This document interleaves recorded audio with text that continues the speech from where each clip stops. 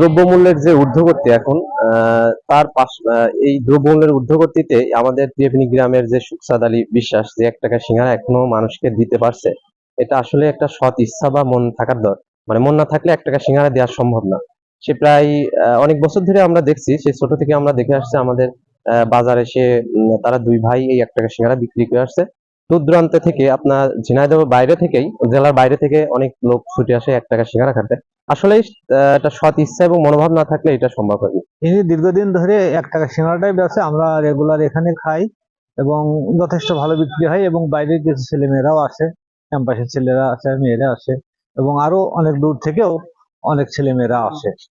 মোটামুটি প্রতিদিন সম্ভবত আমি যা দেখি 4-5 হাজার পর্যন্ত বিক্রি হয়। এখন বর্তমান যুগ হিসেবে 1 টাকা সিঙ্গারা পাওয়া তো খুব মুশকিল ব্যাপার। তো আমরা যে পাচ্ছি সেটাই একটা বড় ব্যাপার। অনলাইন থেকে দেখলাম যে এখানে 1 টাকা সিঙ্গারা পাওয়া যাচ্ছে। এখনকার যে দ্রব্যমূল্যের বাজার, এই বাজার যে 1 টাকা সিঙ্গারা পাওয়া যাচ্ছে, এটা অনেক কিছু। এটা শুনে তো আমি অবাক হয়ে গেলাম যে 1 টাকা সিঙ্গারা এখনো পাওয়া যায়। আমি আসে সিঙ্গারা গুলো খালাম, দেখছি আসলে সিঙ্গারা গুলো অনেক সুস্বাদু।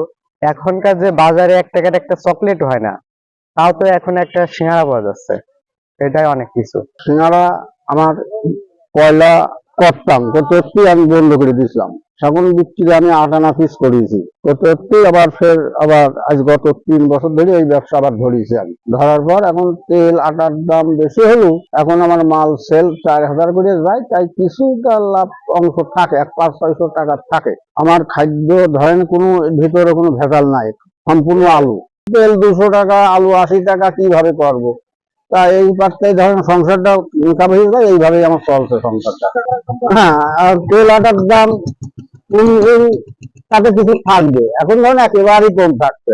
এখন তো আমি তো আর বাদ দিতে পারছি না এই ব্যবসা আমি ধরে আছি। হ্যাঁ, আলু তেলের দাম তো কমবেই, এখন যাই একটু বাড়বে। এই সময় গেলে 20 বছর ধরেন, আর আবার এই ব্যবসা আবার 20 বছর আগের থেকে বাদ দিয়ে দিয়েছিলাম।